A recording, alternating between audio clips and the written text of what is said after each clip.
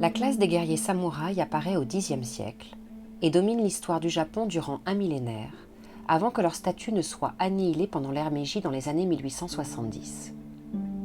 En échange d'une fidélité au chef, celui-ci lui accorde sa protection, son soutien en cas d'intrusion sur son territoire et le récompense par l'octroi de terres. Lorsque le samouraï n'a plus de maître, il devient un ronin, un samouraï sans maître. Le mot samouraï, à l'origine, il désignait quelqu'un qui, auprès d'un chef, reçoit et transmet les ordres. Et par extension, ce mot désigne, d'une manière générale, les militaires. À l'origine de simples hommes d'armes répondant aux ordres de l'aristocratie de cour, les samouraïs s'organisent peu à peu en groupes de vassaux, constituant des seigneuries, et s'imposent à la fin du XIIe siècle à la tête de l'État. Du XIIIe au XVIe siècle, d'incessantes guerres divisent le pays. Les chefs militaires installés dans les provinces se sont transformés en seigneurs de province, appelés daimyo. À la mort du père, le domaine se divise entre chaque héritier. L'expansion militaire devient le moyen pour ne pas affaiblir le clan. Les samouraïs représentaient environ 7% de la population, donc c'est une classe qui est beaucoup plus importante en nombre que la classe nobiliaire française.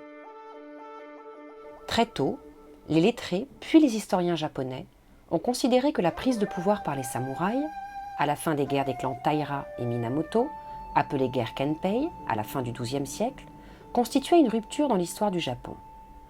Le clan Minamoto en sort vainqueur, et leur chef, Yoritomo, devient shogun.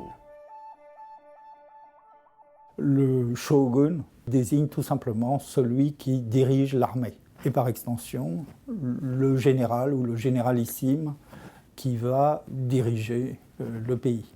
L'empereur, il a été entièrement soumis et il n'y a jamais eu de contestation au Japon sur le fait que c'était le shogun qui était le souverain du pays, y compris sur le plan international.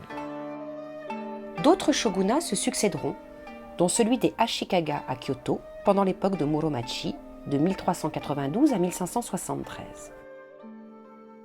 C'est au cours de celle-ci que se développent de nombreux traits caractérisant la culture japonaise.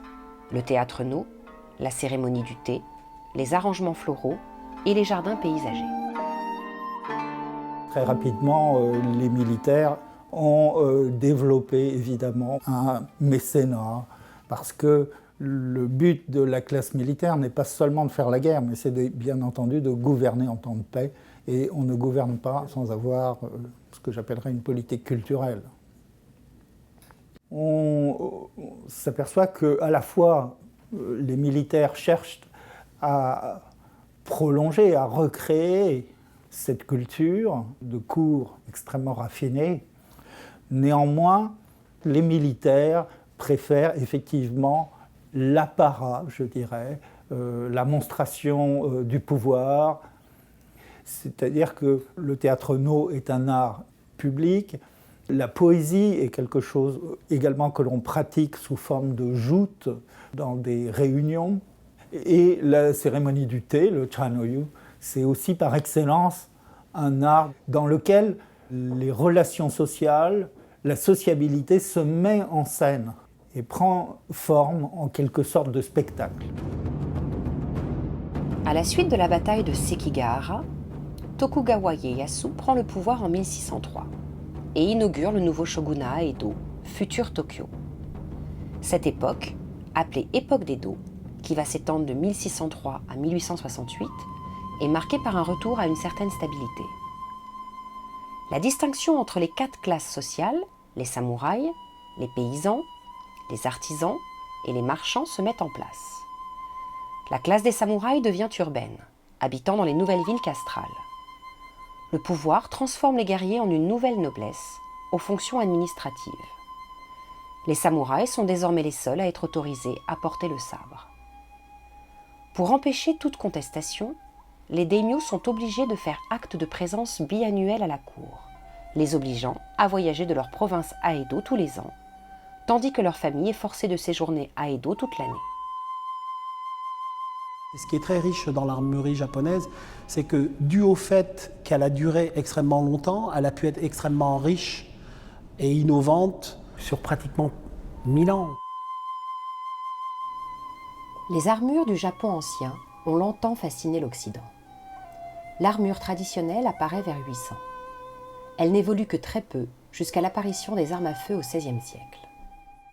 D'écailles, de cuir, de fer laqué et de lacets en soie enduit, cette armure légère était soigneusement conçue pour remplir à la fois le rôle défensif, résister aux coups puissants et permettre aux combattants de rester agiles sur leurs pieds. Tous les samouraïs portaient une armure bien obligatoirement, armure qui était en fonction de son rang, en fonction des richesses que l'on avait. Une armure pouvait compter jusqu'à 23 pièces, divisées en 6 parties distinctes: le casque, le masque, l'armure corporelle, le protège-cuisse, les gants et les jambières.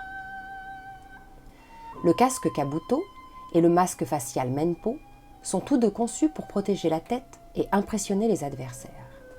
Ce sont des casques lourds, en forme de bol, qui sont associés à un protège-cou composé de plusieurs rubans de métal ou de cuir liés ensemble par des fils de soie. Sur leur front, ils sont ornés de crêtes appelées maedate, emblème permettant l'identification du guerrier.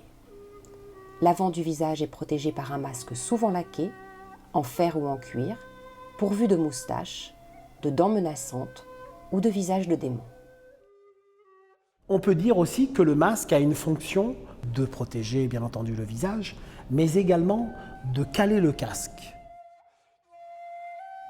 Le oyoroi, ou grande armure à harnais, consistait en des rangées d'écailles se chevauchant, assemblées avec des lacets de soie, idéales pour l'archer à cheval, mais encombrantes. Les soldats d'infanterie, à pied, portaient une cuirasse plus légère qui leur permettait de se déplacer très facilement. Au tout début, les samouraïs étaient plus des archers et des cavaliers. Les samouraïs vont faire évoluer leur armure puisque, au lieu d'être sur leur cheval, ils vont se retrouver à combattre plus à pied. Et puis l'armure, bien entendu, va évoluer en fonction des guerres, des modes, des évolutions techniques et des armes utilisées au combat. À l'époque de Momoyama, avec l'apparition de nouvelles armes comme la lance et surtout l'arme à feu, une protection supérieure s'avère nécessaire. Apparaît alors la cuirasse de type Okegawa, à plaque verticale ou horizontale rivetée, qui évoluera vers une seule grande plaque de métal. La période de paix de l'époque Edo transforme les armures en costumes d'apparat de plus en plus luxueux. Le prix élevé fait qu'elles restent l'apanage des guerriers puissants. Ces derniers rivalisent d'originalité dans le choix des couleurs et des ornements, poussant jusqu'à l'ostentation, afin de montrer leur richesse et leur rang au travers de casques stylisés et de cuirasses sculptées. Cette armure a été réalisée vers 1850 pour Naoyuki, le 17e et dernier seigneur féodal de la lignée des membres de la famille Ando. Une inscription sur la caisse mentionne qu'elle aurait été réalisée pour son genpuku. Et le genpuku, c'est une cérémonie de passage à l'âge adulte qui a lieu en général vers l'âge de 15 ans. Le casque de l'armure, qu'on appelle kabuto, est plus ancien que le corps de l'armure. Elle est à la fois sobrement décorée et tout en étant très luxueuse dans ses détails de fabrication. Par exemple, elle est composée de 3630 écailles d'acier et de cuir de buffle, laquées noir et doré à la feuille, et assemblée par 200 mètres de tresse de soie. Le katana est à l'image du samouraï. C'est l'âme du guerrier. C'est la deuxième main ou c'est la prolongation du samouraï. Un samouraï sans sabre, c'est plus un samouraï. La fabrication des sabres impliquait non seulement beaucoup d'habileté et de connaissances techniques, mais aussi tout un rituel. Les forgerons priaient, se baignaient et se purifiaient avant de fabriquer certaines lames. Pour s'assurer du tranchant de celles-ci, des tests de coupe étaient réalisés sur des criminels et des prisonniers. Il faut savoir qu'un katana, ce ne sont pas des lames qu'on aiguise, on polit. Le polissage, c'est fait par des pierres et de l'eau. et on frotte. Et c'est fait en fonction d'un grain de pierre. Et on va descendre du grain pratiquement pour arriver à une pierre qui est pratiquement du marbre. Et on va arriver à faire un éclat brillant et donner à la lame son coupant en polissant. Le daisho, littéralement grand-petit, ensemble de 2 sabres composés d'un katana et d'un wakizashi, permet respectivement d'effectuer les combats classiques et le combat rapproché. Le wakizashi n'est pas simplement un sabre court. Il représente l'honneur du samouraï, car c'est avec cette arme qu'il procède au suicide rituel, appelé seppuku, permettant de le conformer à la voie du samouraï appelé bushido. Le bushido, c'est le code donc, de l'honneur des guerriers, bushi, et do, la voie. Même si le bushido existe depuis fort longtemps au Japon, il va beaucoup se développer à l'époque d'Edo, lorsque les valeurs de la classe militaire vont devenir un système d'enseignement. Cela devient, si vous voulez, des valeurs morales qui sont les valeurs du pays. Durant l'époque d'Edo, la condition sociale des simples samouraïs se dégrade. Ils constituèrent la tête du mouvement qui renversa le shogunat en 1867 pour redonner le pouvoir à l'empereur Meiji.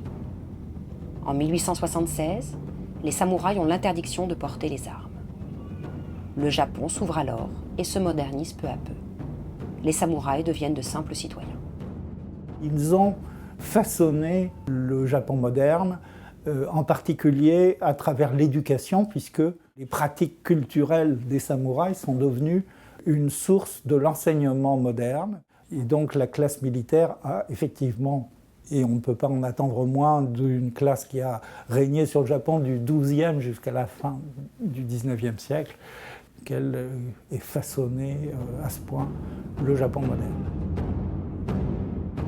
Disparu depuis plus d'1 siècle, l'iconographie et le symbole des samouraïs continuent à alimenter notre imaginaire au travers du cinéma, de la littérature et de la bande dessinée.